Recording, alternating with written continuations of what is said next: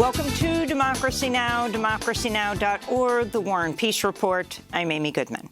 Russian President Vladimir Putin is addressing Parliament, or the Duma, today, where he's expected to announce the results of referendums held in 4 Russian-occupied regions of Ukraine. The U.S. and its allies have condemned the votes as a violation of international law and a pretext for Russia to unlawfully annex territory seized since its invasion in February. Earlier today, the former Russian president, Dmitry Medvedev, repeated Putin's warning Russia's prepared to use nuclear weapons if it's provoked by Ukraine or its allies, saying his threat is, quote, certainly not a bluff. Meanwhile, the operator of the Nord Stream pipelines, which carry Russian gas to terminals in Europe, says it detected damage simultaneously at 3 underwater pipes in the Baltic Sea. It's not yet known what caused the damage, but Denmark's prime minister said she believes it's the result of sabotage. In Russia, a Kremlin spokesperson said Monday no decisions have been taken on whether to close Russia's borders after thousands of military-age men lined up for hours to cross into neighboring countries in an effort to avoid conscription. The mass exodus comes after President Putin ordered the mobilization of 300,000 additional Russian troops to Ukraine. This is the 36-year-old man from Moscow who spoke to reporters just after crossing into Georgia Monday. Of course, this has scared many people. No one wants to go off to die. Probably people chose this way of protesting to leave the country. You could say practically to nowhere. People are crossing on foot with one bag, leaving their whole life behind. You can say all their possessions, absolutely everything, just to live peacefully. In Cuba, Hurricane Ian made landfall early this morning as a major Category 3 storm, bringing sustained winds of 125 miles per hour to western parts of the island. There were early reports of moderate flooding in coastal areas where Cuban officials evacuated some 50,000 people ahead of the storm's arrival. Ian's expected to strengthen into a powerful Category 4 hurricane capable of catastrophic damage as it tracks toward the Florida Keys. The latest forecast models show Ian tracking toward Florida's west coast or northwestern panhandle, with a possible direct hit on Tampa Bay, a densely populated low-lying region that's highly vulnerable to storm surge.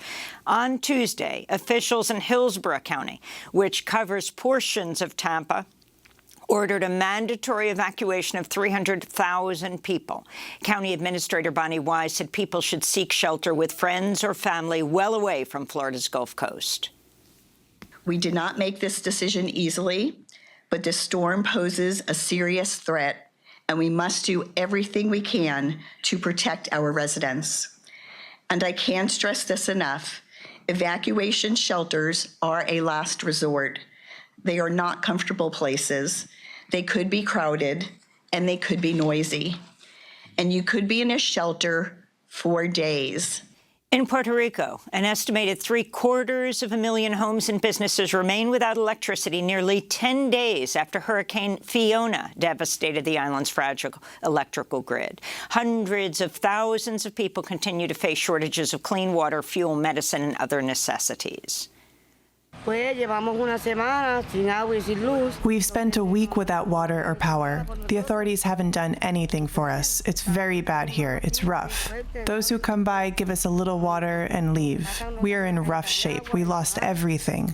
We are in a bad situation. On Monday, Puerto Rico's governor, Pedro Pierluisi, called on President Biden to waive shipping restrictions under the Jones Act, a century-old law requiring only U.S. flag ships carry goods between 2 points in the U.S. This comes as a ship carrying diesel for the BP oil company remains idling off the coast of Puerto Rico. Meanwhile, Hurricane Ian has delayed NASA's plans to test launch its massive new moon rocket, the Space Launch System.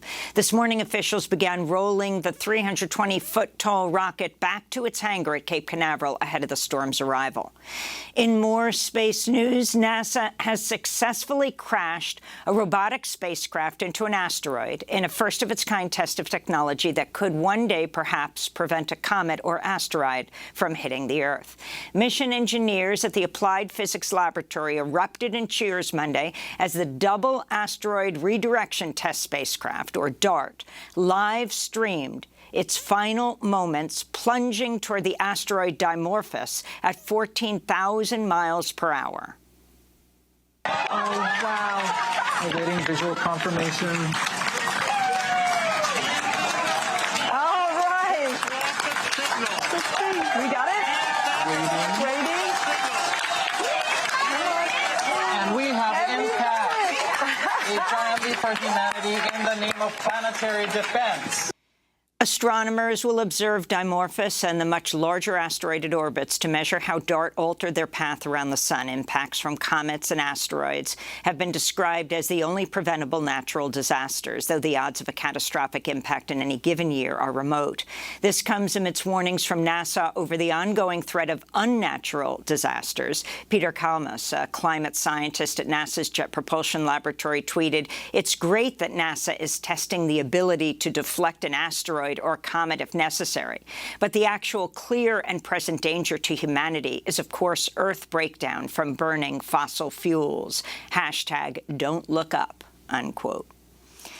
In Mississippi, about 1,000 homes and businesses are once again under boil water orders after construction crews accidentally severed a water line on Monday, leading to a drop in pressure. It's the latest of about 300 boil water notices issued in Jackson over the past 2 years, including a citywide advisory lasting 40 days that began in August when torrential rains flooded Jackson's main water treatment plant. On Monday, pastor and co-chair of the Poor People's Campaign, Dr. William Barber, led a rally outside the governor's mansion in Jackson, demanding elected officials reverse decades of disinvestment that's left the water unfit to drink in Mississippi's capital city, where 80% of residents are African American.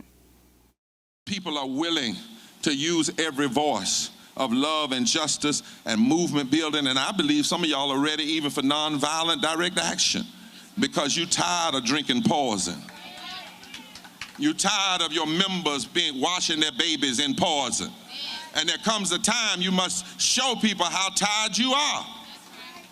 Back in Russia, President Vladimir Putin signed a decree Monday granting Russian citizenship to Edward Snowden, the former NSA contractor who in 2013 leaked a trove of secret documents about how the United States built a massive surveillance apparatus to spy on Americans and people across the globe.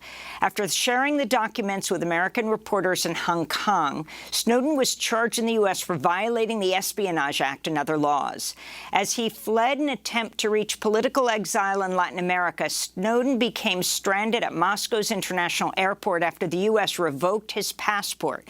He's lived in political exile in Russia ever since. In 2019, Snowden offered to return to the United States if he could be guaranteed a fair trial. In Japan, hundreds of dignitaries and more than 50 current and former world leaders gathered in Tokyo earlier today for the state funeral of former Prime Minister Shinzo Abe, 3 months after he was shot dead by an assassin wielding a homemade gun.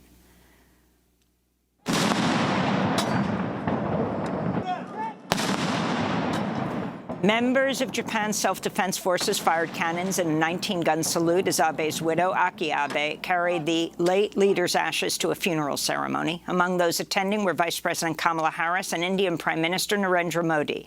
Meanwhile, thousands of protesters marched through Tokyo's streets chanting, "No state funeral." Protesters took aim at Abe's push to revise Japan's pacifist constitution, his ultra-nationalist views, and his refusal to apologize for war crimes committed by Japanese soldiers during World War II. And Cubans have voted overwhelmingly to legalize marriage equality. In a nationwide referendum held Sunday, more than 2/3 of Cuban voters backed a family code that allows LGBTQ people to marry or form civil unions and to adopt children. It also promotes the equal distribution of domestic responsibilities between men and women and takes steps to address domestic and gender-based violence. On Monday, Cuban President Miguel Diaz-Canel tweeted, "Starting today, we will be a better nation." He added the hashtag "Love is now the law." And those are some of the headlines. This is Democracy Now!, democracynow.org, The War and Peace Report. I'm Amy Goodman in New York, joined by Democracy Now! Co-host Juan Gonzalez in New Brunswick, New Jersey. Hi, Juan. Hi, Amy, and welcome to all of our listeners and viewers across the country and around the world.